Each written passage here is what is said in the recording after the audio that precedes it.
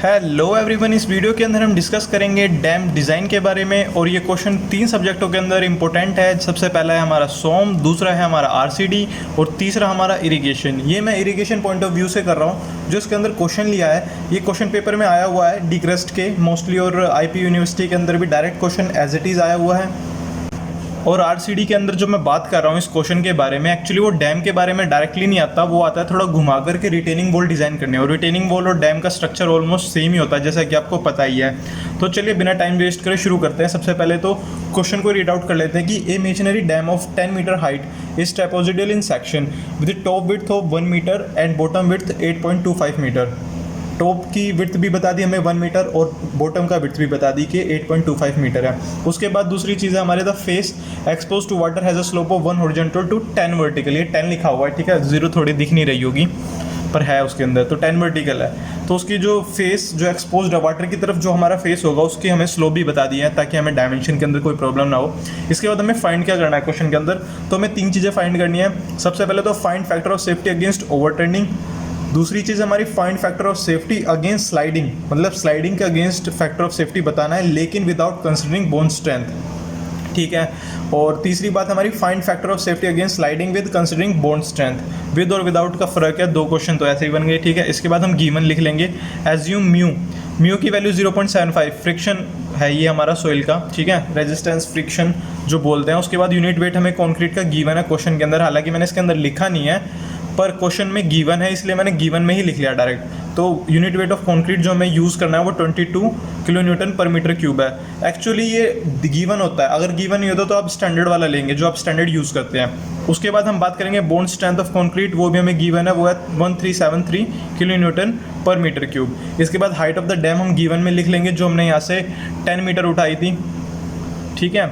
इसके बाद to width हम बात करेंगे 1 मीटर है हमारी। उसके बाद बॉटम विड्थ भी 8.25 है और उसका स्लोप 1 हॉरिजॉन्टल टू 10 वर्टिकल। अब इन सारे डाटा से जो हमें मिला हुआ है इससे हम क्वेश्चन को डिज़ाइन करेंगे। आई मीन टू से जो हम डायग्राम बनाएंगे डैम का वो हम डिज़ाइन करेंगे इस सारे गिवन डाटा के अकॉर्डिंग।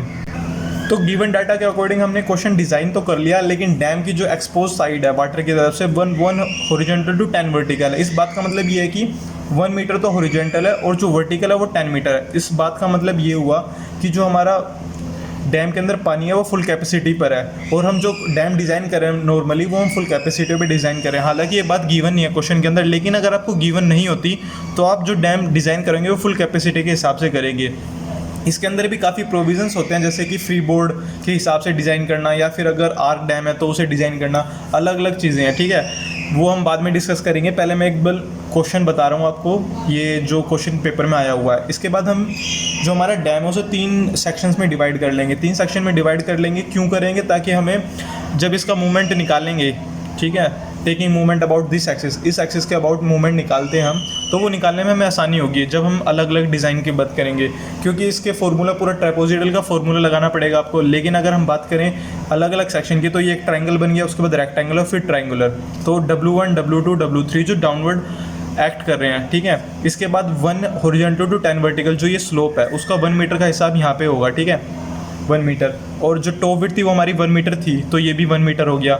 इसके बाद बॉटम विड्थ दी थी हमें 8.25 मीटर, वो मैंने लिख दी पूरी। इसके बाद जो मुझे बात करनी है वो ये थी कि 1 मीटर और 1 मीटर तो हमें पता चल गया निकालने से, लेकिन इस ट्राइंगल की जो नीचे की बॉटम विड्थ है वो कितनी होगी वो हमें कैसे पता चलेगा? वो हमें पता चलेगा इससे 8.25 minus 1 is equal to 6.25 metre. तो इस तरह हमें पता चल जाएगा। और हाँ, दूसरी बात यह है कि जब हम वाटर निकाल रहे हैं, वाटर का फोर्स एक्ट कहाँ करेगा? वो H इस पोजीशन पर करेगा जो कि 10/3 मीटर उससे डिस्टेंस होगा और इसकी टोटल विड्थ तो आपको पता है 10 मीटर दी हुई है। तो ये होगी हमारी जनरल बेसिक इन्फॉर्मेशन। इसके बाद हम एक टेबुलर फॉर्म में कन्वर्ट कर लेंगे इस डाटा को। तो हमारे टेबुलर फॉर्म के अंदर 7 कॉलम्स होंगे, जिसके अंदर हमारा एक तो सीरियल नंबर हो गया। उसके बाद हम फोर्सेस को डिफाइन करेंगे कि हमने फोर्सेस के नाम क्या क्या लिया है, W1 W2 W3, ठीक है। उसका डिस्क्रिप्शन का एक कॉलम बनाएंगे। डिस्क्रिप्शन क्यों बना रहे हैं? ताकि हमें पता होना चाहिए जो ये फोर्स हम यूज़ कर रहे हैं वो एक्चुअली एक्ट क्या कर रहे हैं, किस टाइप की फोर्स है, रेजिस्टिंग है या ओवरटर्निंग है, ठीक है। उसके बाद हॉरिजॉन्टल फोर्सेस कितने लग रहे हैं डैम पर, वर्टिकल फोर्सेस कितने लग रहे हैं, और जब हम उसकी मूवमेंट निकालेंगे तो हमें सेंटर ऑफ ग्रेविटी की जरूरत पड़ती है, ठीक है, जो परपेंडिकुलर डिस्टेंस होता है सेंटर ऑफ ग्रेविटी का। तो हम सी जी की अलग से कॉलम बनाएंगे। इसके बाद रेजिस्टिंग मूवमेंट और ओवरटर्निंग मूवमेंट, ये तो आपको पता ही होगा। तो चलिए बिना टाइम वेस्ट करे इस टेबल को भरने की बताता हूँ मैं, बात कैसे भरी हुई है। तो सबसे पहले W1 जो हमारा रेजिस्टिंग फोर्स है, ये W1। उसके बाद हमें वर्टिकल फोर्स निकालना है। अब किसी भी ट्राइंगल का हम वर्टिकल फोर्स निकालते हैं, इस बात का मतलब क्या है कि फोर्स निकालना है हमें। अब फोर्स के लिए वॉल्यूम इनटू डेंसिटी कर देंगे हम, तो हमें क्या निकल जाएगा, हमें उसका मास पता चल जाएगा, यानी कि वेट पता चल जाएगा। तो हमें W1 का वेट बताना है। अब वेट बताने के लिए इस ट्राइंगल का, ये जो ट्राइंगल आप देख रहे हैं यहाँ पर, यहाँ से ये ट्राइंगल जो है यहाँ तक, इसका हमें क्या बताना है, इसका हमें बताना है वॉल्यूम। अब वॉल्यूम कैसे निकलता है, half into base 1 into height यानी कि 10, ठीक है। उसके बाद मल्टीप्लाई 22 क्यों किया है, 22 इसलिए किया है हमने क्योंकि यूनिट वेट ऑफ कॉन्क्रीट हमें 22 किलोन्यूटन पर मीटर क्यूब दिया है। अब यूनिट वेट का मतलब इसका यहाँ पर डायरेक्टली डेंसिटी से है, डेंसिटी की मल्टीप्लाई वॉल्यूम से करेंगे तो हमें वेट आ जाएगा। तो वो वेट आ चुका हमारा 110 किलोन्यूटन।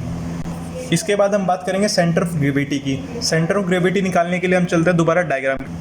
अब जो सेंटर ऑफ ग्रेविटी बतानी है वो हम मूवमेंट इसके अबाउट ले रहे हैं, तो यहाँ से बताएंगे W1 के सेंटर ऑफ ग्रेविटी। तो 6.25 पूरा ले लिया मैंने, ओके, फिर +1, ठीक है।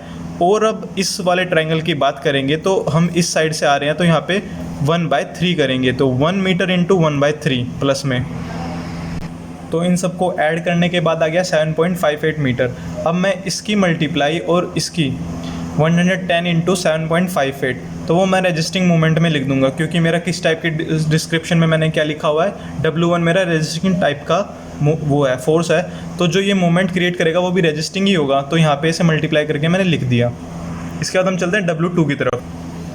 W2 हमारा रेजिस्टिंग है दोबारा से, और इसका फोर्स मतलब इसका डायग्राम कैसा है, W2 मेरा रेक्टेंगुलर है। अब रेक्टेंगुलर का फॉर्मूला क्या होता है, 1 इंटू 1, तो ये हो गया 1 इंटू 10, ठीक है, वॉल्यूम निकल जाएगा 1 इंटू 10 मल्टीप्लाई बाई 22 क्यों करा, आपको पता है डेंसिटी है कॉन्क्रीट की, तो हमारा 222 किलोन्यूटन आ गया।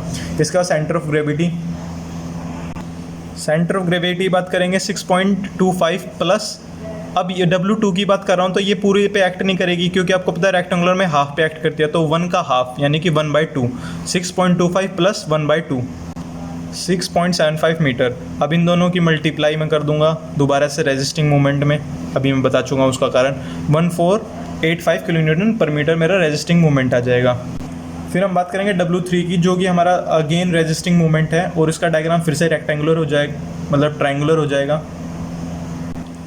तो W3 के दोबारा से हमें वॉल्यूम निकालना है, मतलब एरिया, पहले तो एरिया मल्टीप्लाई 1 कर देंगे उससे, तो वॉल्यूम निकल जाएगा। तो हमारा क्या होगा, हाफ इंटू बेस कितना है 6.25 इंटू हाइट 10। इसके बाद अगेन मल्टीप्लाई बाय 22, जो कि हमारा आएगा 687.5 किलो न्यूटन। ये भी किलो न्यूटन के अंदर ही आएगा, क्योंकि हम फोर्स की बात कर रहे हैं। ये भी वर्टिकल फोर्स है, डाउनवर्ड एक्ट कर रहा है, ठीक है। इसके बाद हम करेंगे सेंटर ऑफ ग्रेविटी कहाँ पे एक्ट करेगी। सेंटर ऑफ ग्रेविटी हमारी एक्ट करेगी 6.25 है हमारा, और हम इस तरफ से, इस पॉइंट से बात कर रहा हूँ मैं, इस पॉइंट से इस तरफ जा रहे हैं, तो यानी कि ट्रायंगुलर के मुंह से जा रहे हैं हम, ट्रायंगुलर, ये इस तरफ ट्रायंगुलर मुंह है, तो इस तरफ जा रहे हैं, तो 6.25 into 2/3 which gives out 4.167 metre. अब हम इन दोनों को मल्टीप्लाई कर देंगे, वर्टिकल फोर्स और सेंटर ऑफ ग्रेविटी को मल्टीप्लाई कर देंगे, तो हमारी रेजिस्टिंग मूवमेंट आ जाएगी, जो कि अगेन होगी 2864.81 किलो न्यूटन पर मीटर। इसके बाद हम बात करेंगे W4 की, जो कि हमारा वाटर पोर्शन है, और ये भी हमारा रेजिस्टिंग एक्ट कर रहा है। अब यहाँ पर बात समझने वाली ये होगी कि कुछ क्वेश्चनों के अंदर हम इक्वेशन बनाते हैं, लेकिन इस बात में यहाँ पर इक्वेशन हम तब बनाते हैं जब हम इसे कंपोनेंट्स में डिवाइड करते हैं, हॉरिजॉन्टल कंपोनेंट और वर्टिकल कंपोनेंट। यहाँ पर मैंने वो सारा झंझटी खत्म कर दिया टेबुलर फॉर्म को बनाने के बाद। उसमें क्या है कि मैं W4 को एक बार रेजिस्टिंग मूवमेंट की तरह एक्ट करूँगा, जो कि हमारा वर्टिकल फोर्स होगा, ठीक है, वर्टिकल फोर्स।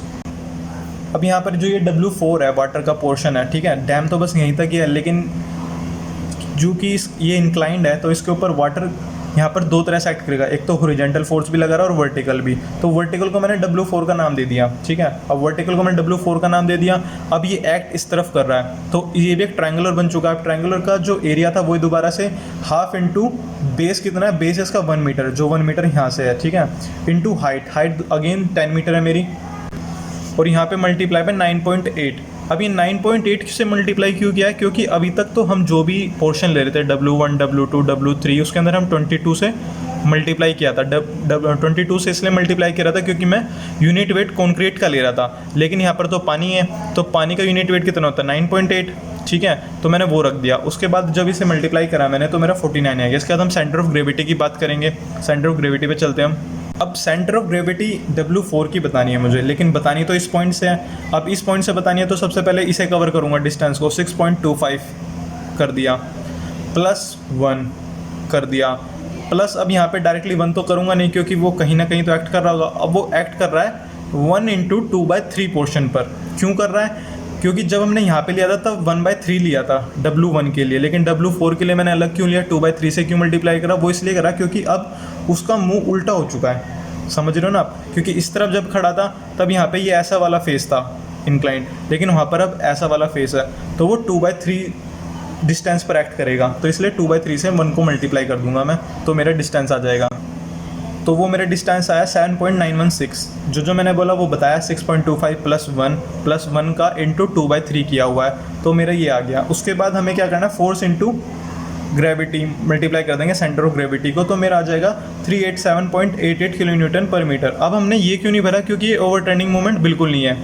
जब हम वर्टिकल फोर्स ध्यान से सुनना, वर्टिकल फोर्स डाउनवर्ड एक्ट कर रहा है और सेंटर ऑफ ग्रेविटी को मल्टीप्लाई कर दे तो हमारा रेजिस्टिंग मूवमेंट आता है, ठीक है। यही कैलकुलेशन आप 2-3 पेजों में भी कर सकते थे अलग अलग फॉर्मूले लिख के, लेकिन अगर टेबुलर फॉर्म में करोगे तो आपको समझ में तुरंत ही आ जाएगा, और जब एग्जामिनर होगा जो आपका चेक करने वाला पेपर, उसे भी पता चल जाएगा कि बच्चे को सारा कुछ पता है, उसने टेबुलर फॉर्म बना दी और टेबुलर फॉर्म के अंदर ईजी टू रिप्रेजेंट होता है, मतलब आप रिप्रेजेंटेशन आपकी बहुत अच्छी दिखती है इस तरह से अगर आप टेबल बना के करते हैं, और टाइम भी कम वेस्ट होगा, आपका दिमाग भी ख़राब नहीं होगा कि कहाँ पे 9.8 रखना है, कहाँ पे 22 रखना है, सब कुछ आंखों के सामने होगा तो आराम से हो जाएगा, ठीक है। इसके बाद हम बात करेंगे 5वीं फोर्स के बारे में। 4 फोर्सेस तो लगा दी, 5वीं फोर्स की बात करेंगे ओवरटर्निंग मोमेंट, मतलब ये वाटर की फोर्स है, लेकिन अब हम बात करेंगे हॉरिजॉन्टल कंपोनेंट के बारे में।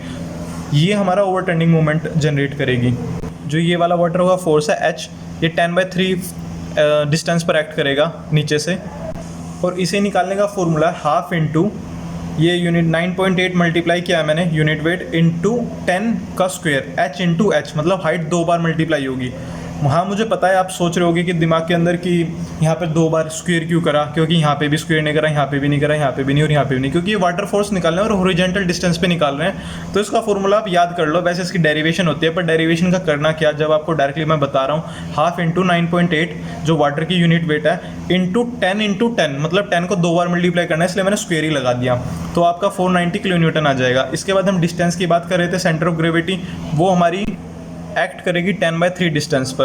अब 10/3 कहाँ से है, यहाँ से परपेंडिकुलर डिस्टेंस है 10/3, मतलब ये देख रहे हो ना, यहाँ से परपेंडिकुलर डिस्टेंस 10/3, तो आप समझ गए, क्योंकि फोर्स इस साइड लग रहा है तो अब डिस्टेंस ये वाला लेने का, डिस्टेंस हमेशा परपेंडिकुलर चलेगा। जब मैं W1 की बात कर रहा था तो फोर्स ऐसे लग रहा था और परपेंडिकुलर डिस्टेंस ये था, W2 में भी यही था, W3 में भी यही था, और W4 की बात करेंगे तो भी ऐसे ही था, लेकिन अब मेरा हॉरिजॉन्टल फोर्स ऐसे लग रहा है, तो परपेंडिकुलर डिस्टेंस कैसे हुआ, ऊपर की तरफ, ठीक है।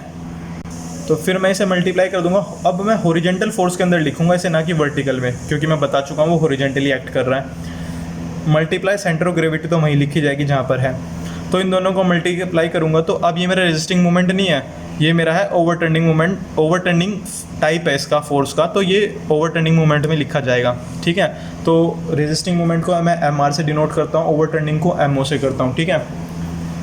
बुक में भी यही डिनोशन है, मैं अपनी तरफ से नहीं कर रहा हूँ। इसके बाद मैं करूँगा इसका ग्रैंड टोटल कर लेंगे हम, किस किस का करेंगे। सबसे पहले हॉरिजॉन्टल फोर्स में जितने भी फोर्सेज हैं, तो समीशन ऑफ हॉरिजॉन्टल, समीशन का फॉर्म है सिग्मा H, हॉरिजॉन्टल फोर्स को H से डिनोट किया मैंने, तो 490 kN, क्योंकि यहाँ पे सिर्फ एक ही था। उसके बाद वर्टिकल फोर्स कितनी लगी है टोटल डैम के ऊपर, तो टोटल कितनी लगी है, W4, W3, W2, W1, इन सबको ऐड करूँगा तो 110 + 220 + 687.5 + 49, तो इन सबको समीशन करोगे आप तो समीशन ऑफ वर्टिकल फोर्सेस जो कि हमारा आएगा 1066.5 kN, okay, centre of gravity को करने की जरूरत नहीं क्योंकि इसका कोई फ़ायदा नहीं है। उसके बाद हम करेंगे रेजिस्टिंग मोमेंट। अब रेजिस्टिंग मोमेंट का समीशन करेंगे तो आपको जो भी यहाँ पे रेजिस्टिंग मोमेंट ये इसके लिए ये और ये इन सबको प्लस करने के बाद जो आएगा मेरा सिग्मा एम से डिनोट करूँगा क्योंकि एम मैं यहाँ पे यूज़ कर रहा था और ये किलो न्यूटन मीटर में होगा। किलो न्यूटन मीटर में क्यों हुआ? क्योंकि आप मल्टीप्लाई तो किलो न्यूटन की करते हो और करते किससे हो? मीटर से, तो किलो न्यूटन मीटर इसकी यूनिट होगी। तो ये मेरा समीशन आ गया। इसके बाद इसका समीशन ओवरटर्निंग मोमेंट का, ये ओवरटर्निंग मोमेंट सिर्फ एक ही लग रही थी जैसे कि यहाँ पे था हॉरिजॉन्टल में, तो ओवरटर्निंग मोमेंट भी आपको सिर्फ एक ही का यही आ जाएगी डायरेक्ट। तो इसके बाद हम क्या करेंगे? इसके बाद हम निकालेंगे फैक्टर ऑफ सेफ्टी।